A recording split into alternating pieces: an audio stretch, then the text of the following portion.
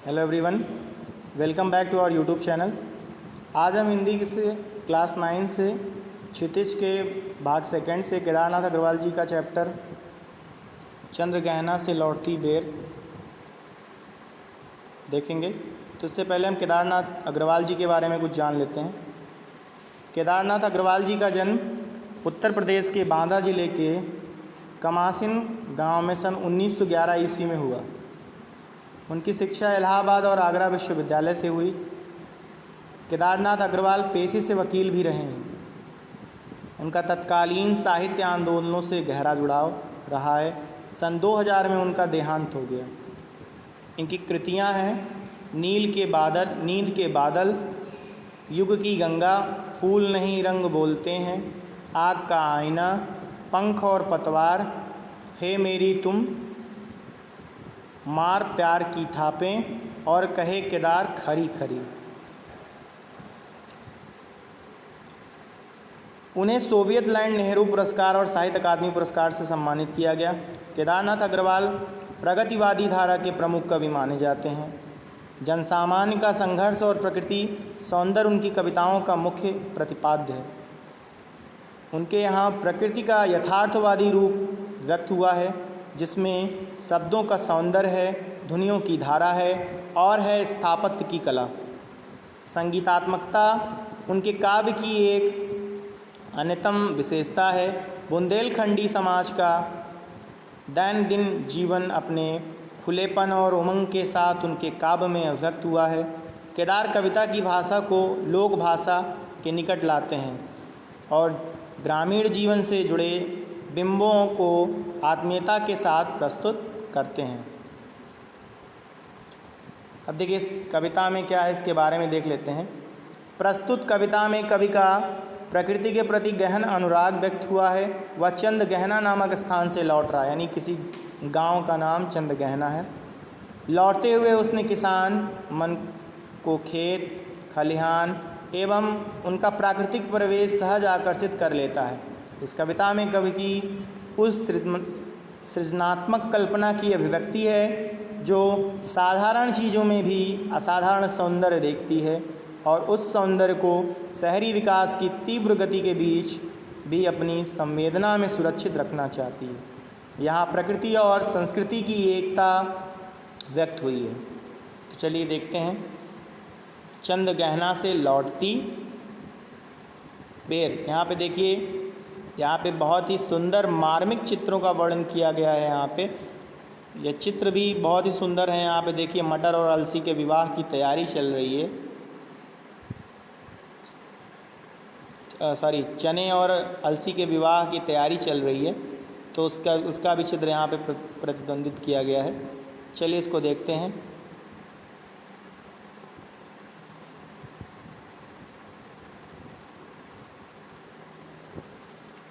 तो पहला पद्य है आपका। देख आया चंद गहना, देखता हूँ दृश्य अब मैं, मेड़ पर इस खेत की बैठा अकेला, एक बीते के बराबर यह हरा ठिगना चना, बांधे मुरैठा शीश पर, छोटे गुलाबी फूल का सजकर खड़ा है, पास ही मिलकर उगी है बीच में अलसी हटीली, देह की पतली कमर की है लचीली, नील फूले फूल को सिर पर चढ़ाकर। अब इसका संदर्भ लिखना हो तो कैसे लिखेंगे? संदर्भ प्रस्तुत पद्यांश हमारी पाठ्य पुस्तक क्षितिज भाग प्रथम के चंद गहना से लौटती बेर नामक पाठ से लिया गया है।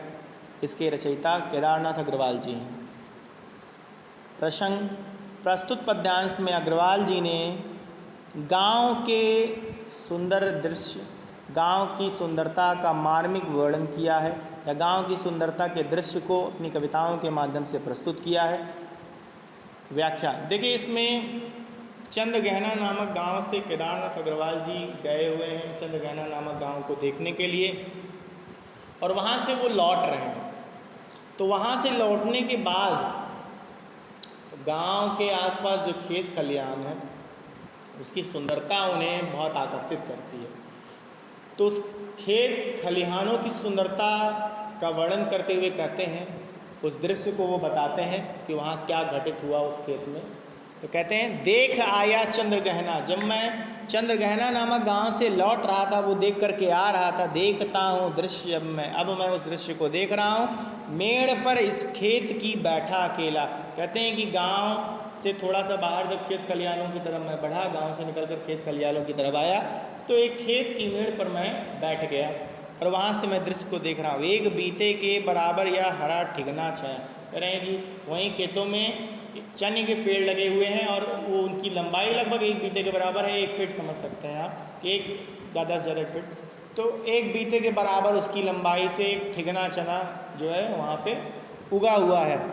बांधे मुरैठा शीश पर छोटी गुलाबी फूल का, और ऊपर जो है, ऊपर देखोगे चने में ऊपर पंखुड़ियाँ निकली रहती हैं, जहाँ से चने के बालियाँ आती है, फूल आते हैं। तो कह रहा वहाँ पे पंखुड़ियाँ निकली हुई है, और वो पंखुड़ियाँ किस प्रकार प्रतीत हो रही है, जैसे शादी के समय कोई विवाह करने जा रहा है और सर पे मुकुट धारण किया हुआ, मुकुट पहना हुआ, उसी प्रकार उसने क्या काम किया हुआ है। एक बीते के बराबर या हरा ठिगना चना बांधे मुरैठा शीश पर, अपने सर पर एक पगड़ी बांधे हुए है, या कह सकते हैं आप जब भी शादी करने के लिए दूल्हे को तैयार किया जाता है तो ऊपर देखा होगा कि आपने सर पे जो है पगड़ी बांधता है, तो वही पगड़ी वो लगाए हुए है। बांधे मुरैठा शीश पर छोटी गुलाबी फूल का, गुलाबी गुलाबी रंग के फूल का। सज कर खड़ा है पास ही मिलकर, वहीं पर सज कर खड़ा है, मानो विवाह करने जा रहा है। ठीक है, ये कल्पना है कवि की। पास ही मिलकर उगी है बीच में अलसी हटीली, और वहीं उसके पास में हटीली अलसी। अलसी हटीली का मतलब क्या होता है कि वो अपने हट की वजह से उगी हुई है। अलसी का पेड़ है, यहाँ पे अलसी को एक स्त्री बताया गया है, या कह सकते हैं कि अलसी को दुल्हन बताया गया है और चने को दूल्हा बताया गया है। पास ही मिलकर उगी है बीच में हटीली अलसी हटीली, देह की पतली कमर की है लचीली, नीले फूल फूले फूल को सिर पर चढ़ाकर। अब देखो यहाँ हटीली शब्द क्यों आया है, ये यहाँ पे बता दिया गया है। कैसे कहते हैं, देह की पतली, यानी उसका शरीर बहुत पतला है, इसीलिए उसको स्त्री कहा गया। देह की पतली कमर की है लचीली, उसकी कमर लचीली। यहाँ लचीली का तात्पर्य है कि हवाएं चलती हैं तो एक तरफ मुड़ जाती है, फिर हवा बंद हो जाती है तो फिर दूसरी तरफ आ जाती है। तो यहाँ पे यही मतलब है, देह की पतली कमर की है लचीली, कमर की लचीली है। नील फूले फूल को सिर पर चढ़ाकर, नील फूले फूल को सिर पर चढ़ाकर, यानी उसके सर पर नीले नीले फूलों का वो मुकुट पहनी हुई है। तो यहाँ पे देखो ये समझ में आ गया कि छोटे गुलाबी फूल का सजकर खड़ा है, पास ही मिलकर उगी है बीच में अलसी हटीली।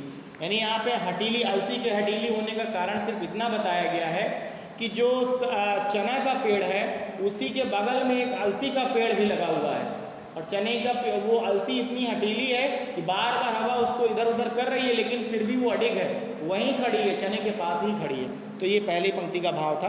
अब चलिए दूसरी पंक्ति की तरफ बढ़ते हैं। देख लीजिए चित्र में दिया गया है, दोनों के विवाह की तैयारियां चल रही, दोनों ने वरमाला भी हाथ में ली हुई है। चलिए आगे चलते हैं, दूसरा देखते हैं।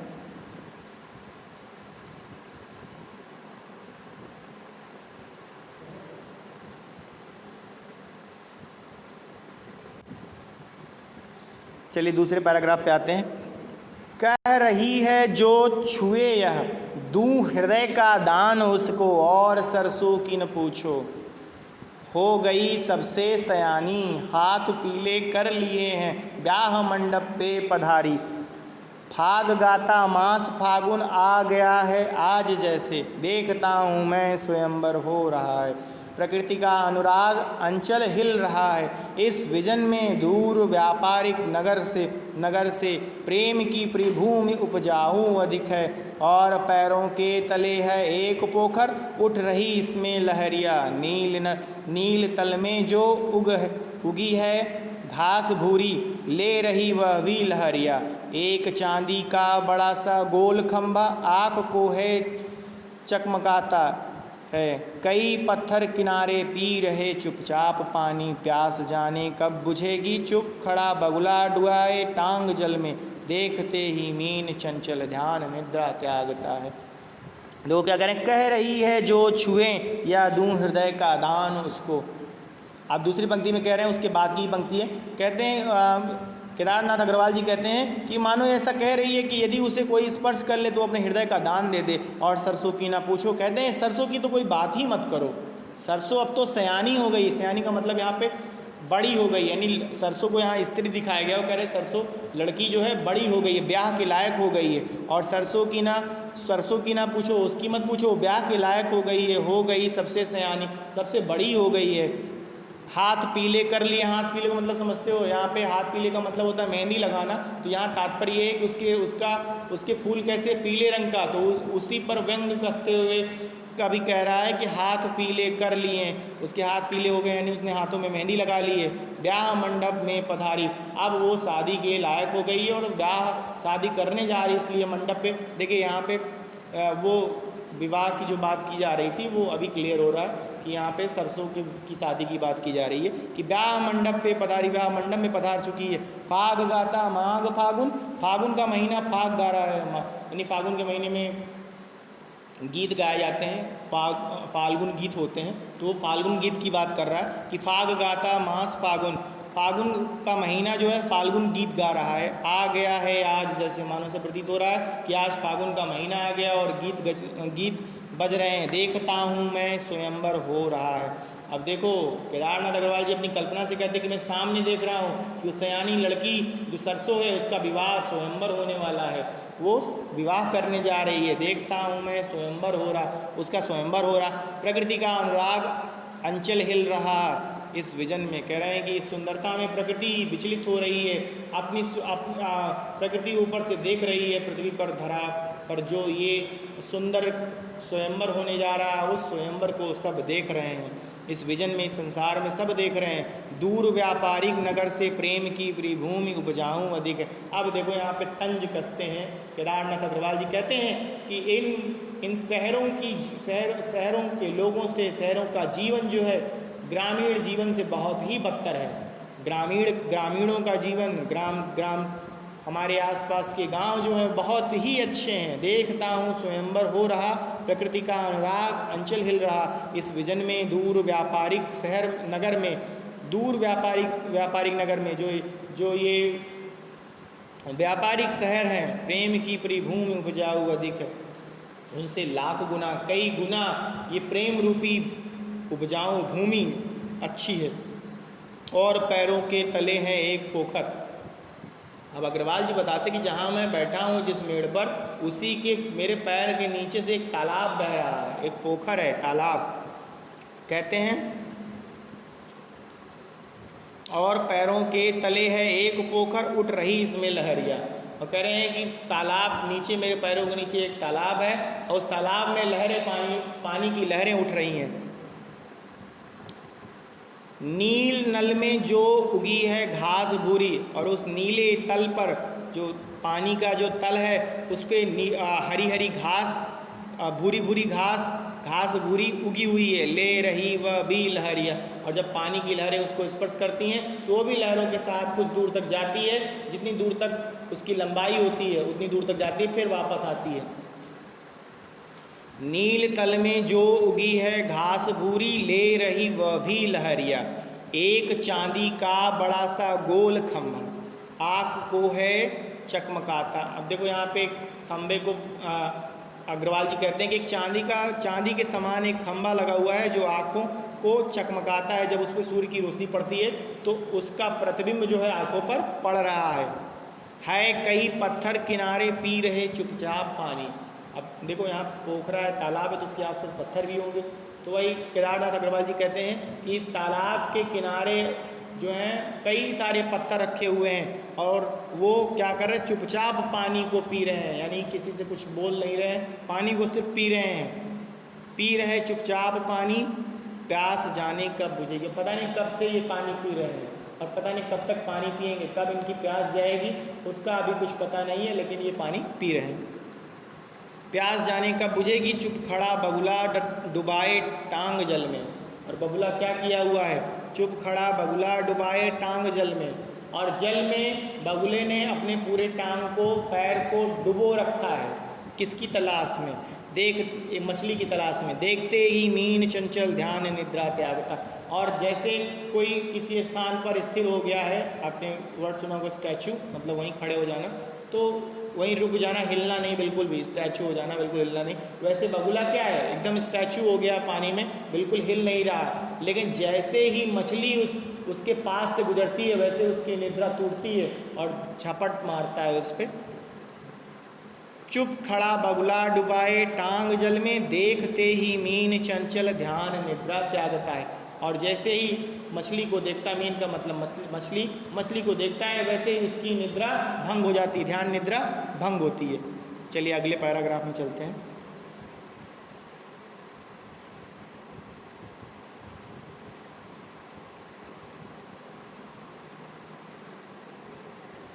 तो अगला पैराग्राफ है, चट दबाकर चोंच में नीचे गले के डालता है, एक काले माथ वाली चतुर चिड़िया, श्वेत पंखों के झपाटे मार फौरन टूट पड़ती है भूरे जल के हृदय पर, एक उजली चटुल मछली चोंच पीली में दबाकर दूर उड़ती है गगन में। देखो इसमें कहा गया चट दबाकर चोंच में नीचे गले में डालता। और बगुला क्या काम करता है, जल्दी से मछली को पकड़ता है तेजी से फुर्ती के साथ, और मछली को पकड़कर अपनी चोंच के सहारे उसको गले के नीचे उतार लेता है।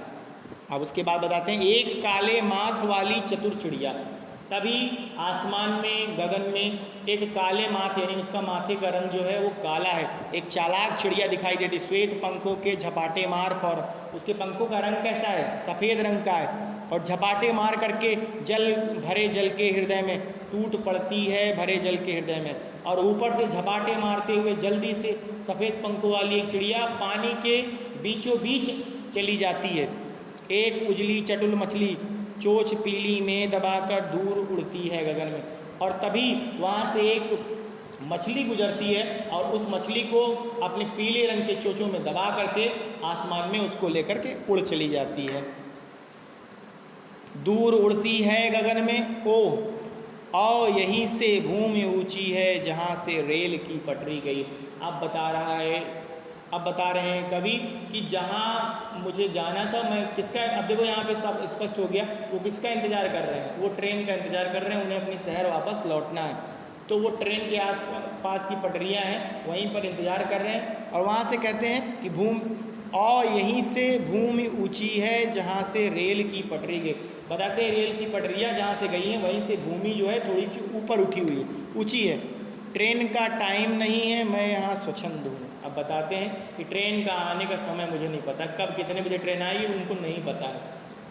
वो स्वच्छंद है, मतलब उनके पास किसी भी चीज़ की परेशानी नहीं है, किसी भी चीज़ की चिंता नहीं है, उन्हें कब जाना है, जब ट्रेन आएगी तब जाना है। वो ये जान करके सोच करके बैठे हुए हैं, जाना नहीं, मैं यहाँ स्वच्छंद हूँ, जाना नहीं है चित्रकूट की अनगढ़ चौड़ी, कम ऊंची ऊंची पहाड़ियाँ दूर दिशाओं तक फैली हैं। अब बताते हैं कि मुझे नहीं जाना है, कहाँ, चित्रकूट में, वो रहते हैं चित्रकूट में। तो बता रहे हैं चित्रकूट की अनगढ़ चौड़ी कम ऊंची ऊंची पहाड़ियाँ हैं, दूर दूर दिशाओं तक फैली हुई, मुझे वहाँ नहीं जानता। बाज भूमि पर इधर उधर रीवा के पेड़ कांटेदार कुरूप खड़े हैं। बताते हैं कि वहाँ की जो भूमि है बंजर है, वहाँ सिर्फ रीवा के पेड़ हैं जो कांटेदार हैं, कुरूप मतलब जिसमें सुंदरता ना हो, वैसे पेड़ खड़े हुए हैं वहाँ पे। सुंदरता ना होने का मतलब ये है कि रीवा के पेड़ हैं, सिर्फ कांटे ही कांटे दिखाई दे रहे हैं, कोई पत्ती दिखाई नहीं दे रही, तो उसमें सुंदरता किस बात की। तो ये इसलिए इसको कुरूप बता रहे हैं, सुंदर रूप वाला नहीं है। सुन पड़ता है मीठा मीठा रस टपकता सुग्गे का स्वर, टे टे टे सुन पड़ता है वनस्थली का हृदय चीरता। और वो बताते हैं कि यहाँ सुनाई दे रहा है क्या, सुग्गे का यानी तोते का मीठा स्वर, जो तोता बोलता है तो टेर टेर टेर की आवाज़ जो कर रहा है, उसका वो मधुर सुंदर गीत मुझे सुनाई दे रहा है। इस वनस्थली का हृदय चीरता, यहाँ की सुंदरता को चीरता हुआ तोते का जो गीत है वो सुनाई दे रहा है मुझे। आखिरी पंक्तियाँ हैं, इसको भी देख लेते हैं। उठता गिरता सारस का स्वर। बताते हैं कि सारस का स्वर जो है, सारस पक्षी है, उसका स्वर क्या है, उठ रहा है गिर रहा है। उठने और गिरने से तात्पर्य ये है यहाँ पे, तो एक बार बोल रहा है तो उसकी आवाज़ गूंज रही है, और जैसे ही उसकी गूंजने की आवाज़ ख़त्म होने वाली होती है वैसे फिर से वो बोल देता है। तो इस तरह जो है उसकी आवाज़ जो है उठ रही है, गिर रही है, धीरे धीरे हो रही है, फिर तेज हो रही है। सारस का स्वर टिरटो टिरटो मन होता है, उसका मन कैसा हो रहा है, टिरटो टिरटो जो आवाज़ निकाल रहा है उस जैसा हो रहा है। मन हो टिटो टिटो आवाज़ जो कर रहा है वो उठ रही है गिर रही है, उठ रही है गिर रही है। मन होता है उड़ जाऊं मैं मन हो। अब देखो केदारनाथ जी अपनी कल्पना के बारे में बता रहे हैं कि जो मैं कल्पना कर रहा हूँ मेरा मन कैसा महसूस हो रहा है उसको बता रहे हैं। मन होता है उड़ जाऊं मैं, मेरा मन कर रहा है मैं उड़ जाऊं, पर फैलाए सारस के संग, मुझे भी पंख लग जाए और मैं भी सारस के साथ उसका साथी बन करके मुझे भी उड़ने का मन कर रहा है, मैं भी चाहता हूँ कि मैं उड़ जाऊँ। पर फैलाए सारस के संग मैं उड़ जाना चाहता हूँ। जहाँ जुगल जोड़ी रहती है, जहाँ जुगल जोड़ी बने, जुगल जोड़ी का मतलब दोनों लोग सारस और मैं, हरे खेत में, हरे हरे खेतों, दूर दूर तक हरे हरे खेत दिखाई दे, सच्ची प्रेम कहानी सुन लूँ, मैं ये प्रेम की सच्ची कहानी सुन लूँ चुप्पे चुप्पे मतलब छुप करके।